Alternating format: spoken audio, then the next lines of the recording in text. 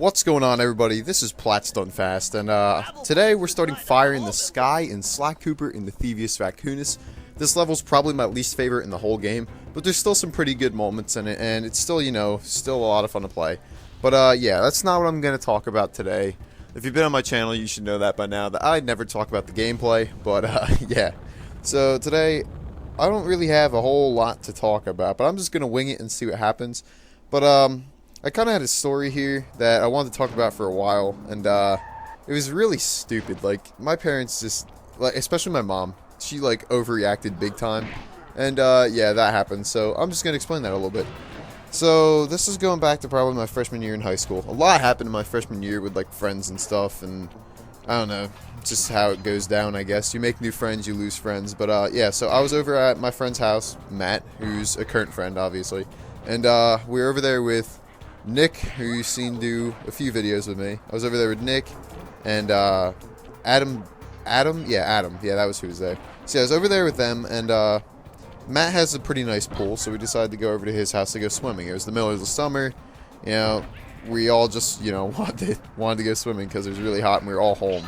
So yeah, usually Nick's down at his beach house all summer, and yeah, it was a good time to do it. Everyone was home, and usually I never go anywhere, so I'm good to do anything in the summer. So anyway, so yeah, so we go over to Matt's house and we got to get in the pool, but it turns into just normal stuff first. Basically, what happens was we played games for a while first. Every time you go to a friend's house, you can say you're gonna do this, you're gonna do this, but it turns out you're just playing video games the majority of the time.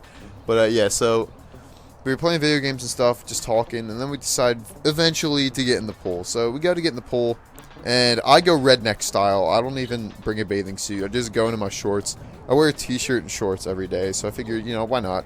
I'll just go into my shorts, why waste the time changing and, hold them up. So I go redneck style, and I jump right in the pool. I'm like, yeah, it felt so nice. It was like 70 degrees.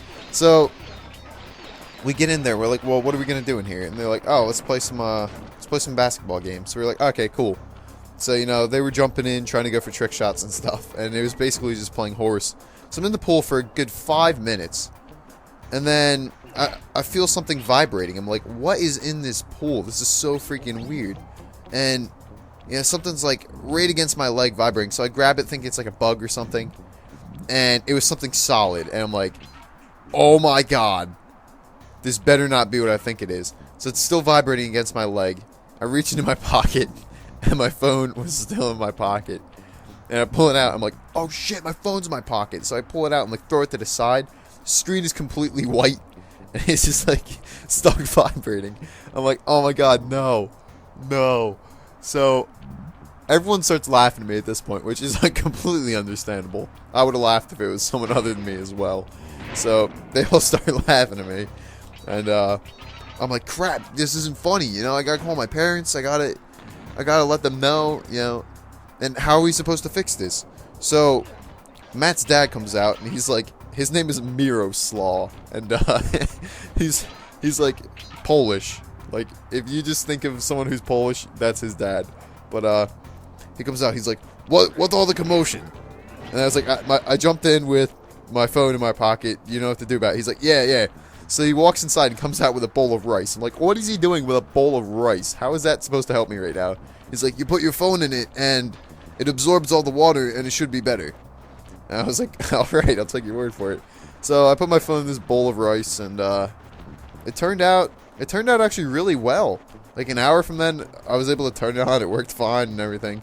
But before I realized, it would be fine, I called my mom. She was at work, and I was like, hey mom, she's like, hey, is everything alright? I'm like, yeah. She's like, but I was over at Matt's, and I jumped in the pool, and my phone was in my pocket. And she takes a sigh, and then I could tell she's already mad. I'm like, why would she be mad? But she's like, you just jumped in with your phone in your pocket because you wanted a new phone. I was like, no, not at all. I just jumped in the freaking pool. And she's like, no, you obviously just want a new phone. Well, guess what? You're not getting one. I'm like, mom, you're not listening. I don't want a new phone. And she continued on that. She's like, you're no grateful for your phone. And she continued on that for like a good 5 minutes. And I was like, really? Really? This is where you're going with this? You really think I want a new phone that badly? And I don't know, like some moments like that, parents are just stupid. Like no kid would do that. Like, you know, there's that new Samsung commercial out right now where like people are like, "Oh, is that the Galaxy S3? Oh, but I just got this new phone." They like throw it somewhere and they purposely break their phone. I don't know anyone who'd actually do that. I don't know. But then again, I remember in freshman year, this kid came in with an indestructible phone. Well, in quotes, indestructible phone. And he's like, "Yeah, dude, check out my phone. It can't break from anything." So my friend Drew, he's kind of like Aaron that I mentioned in the previous video, where he's like, I think he's a second-degree black belt. But this kid's huge, and he like looks intimidating, and he's just scary. But yeah. So this kid comes in, he's like, "Hey, my phone's indestructible." I didn't even know who this kid was. I was like, whatever, you know, cool, he's got an indestructible phone. But so he comes in, and Drew's like, "Give me the phone." The kid's like, "No." He's like, "You said it's indestructible, give me the phone." And he's like, "Alright, fine, you're not going to break it." Drew takes his phone and just throws it against the wall, right? It hits the wall, bounces off. Everyone's like, "Ooh." So then the kid walks over, picks up his phone, looks at it. It's still fine. He's like, "I told you, man, you can't break it." So Drew, of course, picks it up again, throws it against the wall like another 3 times. It's completely fine. I mean, he's whipping it at the wall, like freaking full boner whipping it at the wall. And he's like, "Yeah, it's still not broken." So what does Drew do? He puts the thing on the floor, picks up a chair, throws the chair at it. The second the chair hits it, this thing just shatters. Like, screen. I mean, it's just broken. The kid's like, "Oh my god, my phone! I just got it!" And he's like flipping out. And, you know, that was completely understandable why he was flipping out. Because, you know, Drew just broke his phone. And Drew just laughed. But, yeah, like, nobody breaks their phone on purpose. Even him. Like, he thought you couldn't break it. So, you know, he was just like, "Yeah, do whatever you want to it." But it broke. And, you know, he didn't break that on purpose because he wanted a new phone. And I don't know anyone who would do that. Like, that's just stupid. But what are you gonna do? You know, that's just how my mom took it. And I don't know. But something about that year, she just had like a stick in her butt or something. Like one example was really messed up. This was going before even when I jumped in the phone. Well, I didn't jump in the phone. I jumped in the pool with the phone in my pocket. But this is going way back before that. This is actually, it might have been after. Yeah, this was sophomore year. So this is the next year I was in school. And I remember I was in U.S. History 2 with Mr. Butler. Mr. Butler was a great teacher. You know, he just, if you got him talking about current events, he just talked about current events nonstop. And the guy was just awesome. And you know, I don't know how, like, a few people I know didn't like him, but I don't know how. He was just a cool guy. And but anyway, so I was in his class, D. Butler, with U.S. History 2. And so what happened was, I was I remember sophomore year, I really didn't care about school. I was kind of just like, you know what, I'm not going to go to college. I'll just like do what my uncle did. My uncle didn't even graduate high school, and he's like a millionaire, and all he did was open his own business. And you know, I shouldn't say that's all he did. You know, he was a great business-minded man. You know, he got it done. You know, he just did what he had to do, and he made a lot of money. And that's just how it works. But so I was just going to do that, you know, I was going to open my own business, didn't really care about going to school. I was like, not going to college, you know, I'm just going to graduate a year early, screw this, I don't want to deal with this. But, you know, now that's all different. And but anyway, so that year, I just didn't try in school. And when I say didn't try, I mean, school always came easy to me. So, by me saying I wasn't trying, I was still pulling off B's. But I remember in Mr. Butler's class, I had like a B- at one point. You know, it's U.S. History 2. It's a pretty easy class. And my mom saw that report card, and she was like, "What are you doing?" You know, and she started like getting mad at me, and I was like, I don't know what the problem is. I still have a B in that class. And she's like, "It's not good enough. It's U.S. History." I was like, "So?" And she's like, "Well," and you know, this went on for a few nights. We argued every freaking night about this. And the one night it just got really bad, and they like grounded me. They're like, "No TV, no games, no nothing for the rest of the year." Literally. And I was like, what? So I remember, like, I would always, of course, you know, I'd come home and I'd have like, I don't know, an hour buffer. I'd go on and play. And every time they'd leave me by myself, I'd go on and play. And I think they expected that. But it was such a joke. They're like, "Oh, you can't, no video games, no nothing until the end of the year." And, you know, even then, I was just kind of pissed off at them at that point, and I still didn't try.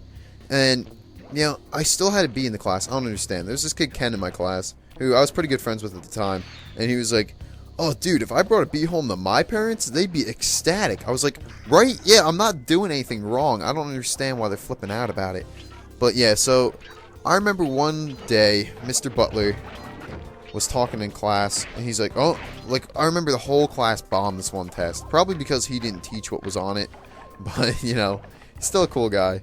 And, I remember that test. It was such a joke. Like, it was really difficult. But he's like, "I don't know what's going on with you guys. I even got a call from someone's mom this morning saying, I don't know what's wrong with my son, but, you better fix it." And I look back at Ken. I'm like, if that's my freaking mom over-exaggerating again, and, you know, freaking complaining that I have a B in this class, I'm going to be pretty pissed off. And he was like, "Nah, dude, I doubt it's you. Come on, you have a B in this class. Your mom's not going to over-exaggerate that much." I was like, "Yeah, well, we'll see." But, so, after he says that, getting off his rant about how we all failed the test, he's like, "Chris, can I see you outside for a minute?" I was like, crap, my freaking mom called. So, I meet him outside the classroom. He's like, "Hey, you know your mom called this morning." I was like, "Yeah, I assumed that, seeing that, you know, she's been freaking being an ass to me recently, pretty much." I didn't say that to him, but that was basically how I felt at the time. And he was like, "You know, you could easily, a student like you could easily have an A in this class, like, no problem, if you just tried." I was like, "Well, I don't see what the problem is, seeing that I have a B." He's like, "Yeah, but you could have an A. That's why your mom is irritated. Is because you could try and you could do a lot better." I was like, "Honestly, Mr. Butler, I really don't care. I'm not saying I don't care about your class. I just really don't care about school right now. And, you know, I could care less how I do, really." And he's like, "Well, you shouldn't look at it that way. I was a student like you when I was a kid. I didn't care. And, you know, he was like, I just did not care at all. And it astonishes people today that I'm a teacher. When I meet up with people from, like, high school reunions and stuff, and they're like, 'You're a teacher?' Yeah, but he's like, you should at least care a little bit. And, you never know where life's going to take you. You might as well care and do good. And maybe if you do decide to go to college later, just try a little bit." He's like, "You could easily have an A. All I'm asking you is just to try a little bit more. And your mom seems pretty concerned. I don't really know what happened, but she seems pretty concerned." And I was like, "Well, I was like, alright, I'll try better." And at this point, I'm even more pissed off. I was like, what the hell?